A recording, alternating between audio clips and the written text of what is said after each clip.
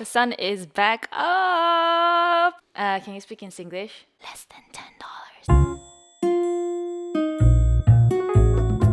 What's up, plant parents? Welcome back to my YouTube channel. In this video, I'll be sharing with you guys some of the rewarding and forgiving plants in my collection. So these are the plants that I find have observable day-to-day growth, which is very rewarding, especially for new plant parents, and are forgiving because they communicate when they are underwatered and bounce right back up once you water them. So here we go. The first plant that I would absolutely recommend, in fact, I've even bought this guy for a friend as a gift, is the Monstera Adansonii. I've had this guy for about 8 months. And he's just been super easy, super fast growing, as you can see. I water him thoroughly about once or twice a week. I used to water him lightly every day, and that seemed to work fine as well. So he's not very fussy when it comes to water. I usually keep this guy about 1 foot away from a tinted window, but I think he can do just fine, even up to 1 meter or 2. I do want to point out that if leaves are being tucked in a dark corner, under other leaves, or facing a dark wall, the plant might shed them in order to focus energy in the new growth. I've lost some leaves in the middle of the vine. This guy is also extremely easy to propagate. In fact, I've chopped him, I think, twice to propagate for friends and also do a plant swap. I would recommend just doing single node cuttings and rooting them in water, and you should get roots maybe in 2 to 3 days, and even shoots within 2 to 3 weeks. So this plant is not only a fast grower, it's also so rewarding to have. So that's why I recommend this guy. Alright, so when it comes to easy plants, hardy plants, lower light plants, plants for the office, plants for indoors, I think this next plant has got to be up there in the top 10. It is the Aglaonema, and they come in all sorts of colors and cultivars for good reason. They don't shed very much, they don't wilt when they're dry or curl like calathea. I personally find Aglaonemas to be a bit obiang, but he just looked so different. It's silver, it's blue, it's got a bit of a cool tone. So this guy I water, I think, thoroughly once a week. He is actually 2 to 3 meters away from my window behind this couch. He's usually back there. He does put out new growth almost all the time. This guy did go through a flowering period earlier this year, and you can see the flowers on my Instagram. And I just want to point out that after flowering, he did drop a few of the lower leaves, but he's since been putting out new leaves, so he's just fine. So I would say this guy is a very good option. Okay, so this third plant might be a little bit harder to get because I've only seen it once in the nursery, and it was very affordable, but I only saw 2 pieces, and both of them actually had mealybugs on them. So but despite that, he's just been fine. This guy is a croton. Let me just get... Oh my goodness, is he even in the frame? Can you guys see? Oh, I forgot to mention I've had my Aglaonema for about 6 to 7 months. This genus name has literally all the vowels. This is a kodaiyum, variegatum, appendiculatum. Let's try again. This is a kodaiyum.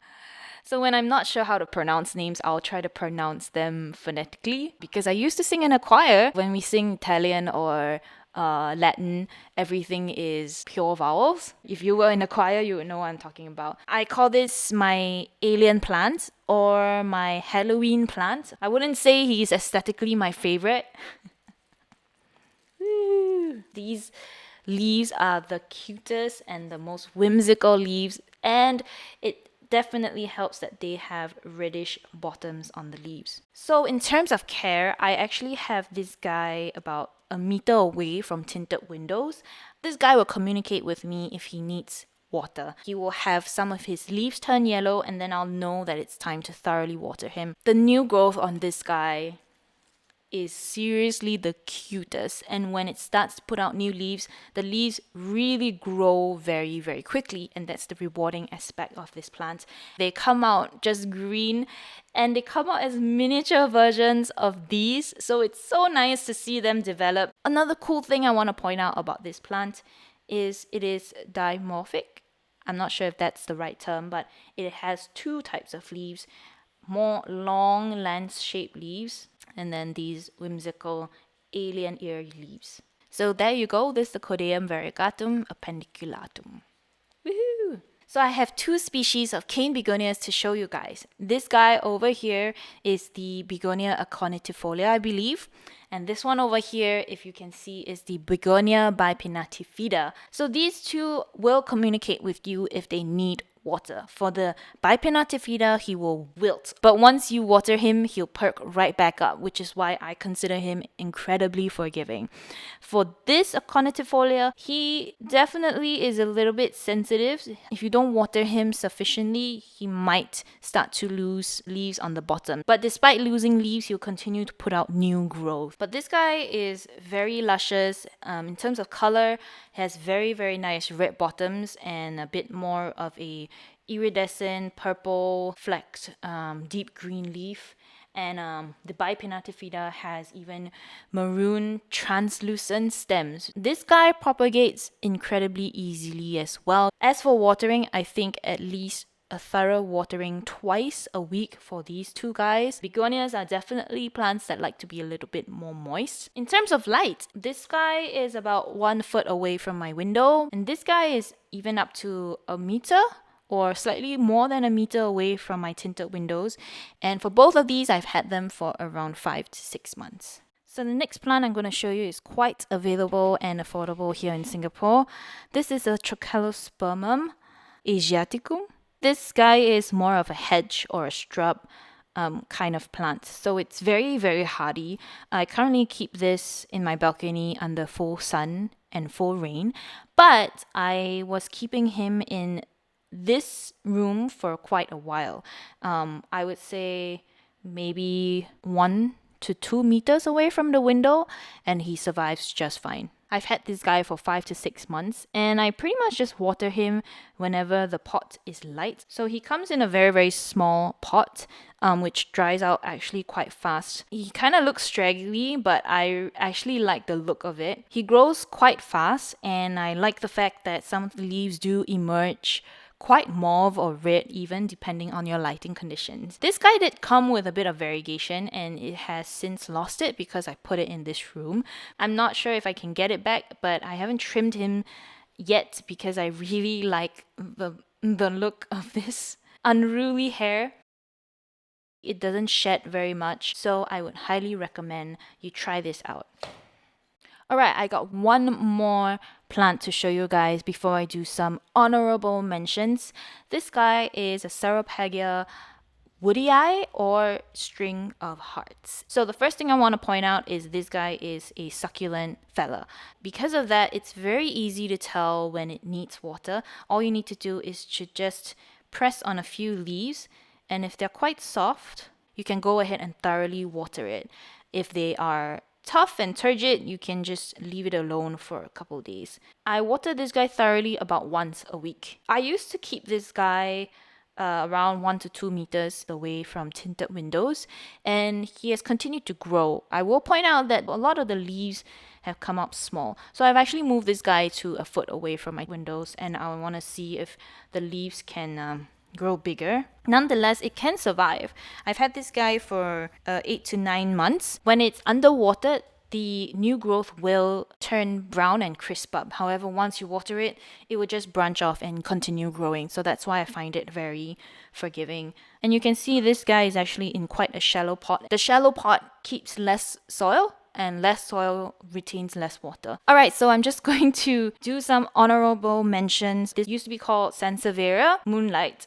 And I kid you not, this guy was at least 2 meters or even more away from my windows. You can water this guy thoroughly maybe once in every 1 to 2 weeks even. The only reason why I didn't put them in the main portion of the video is because I would not consider them to be fast growers. Other than that, they are probably the most hardy plants that require the least attention. But interestingly, this guy actually managed to produce a pup, and all this is new growth. This one I got because you can tell it's got more of a cool tone leaf and some darker green trimming. I also have this actual Dracaena, the Dracaena marginata. This guy is really fuss-free. I water him about once thoroughly a week, or even once in 2 weeks. He will communicate with you if he needs water. He will start to shed leaves or start to have browning tips. In terms of lighting, this guy is in, I want to say, medium shade for most of the day. Again, he's not a very fast grower. You can see new leaves, but if you don't pay attention, you won't really see it grow very much. Okay, the last plant that I want to mention is the Ficus lyrata, or the Fiddle Leaf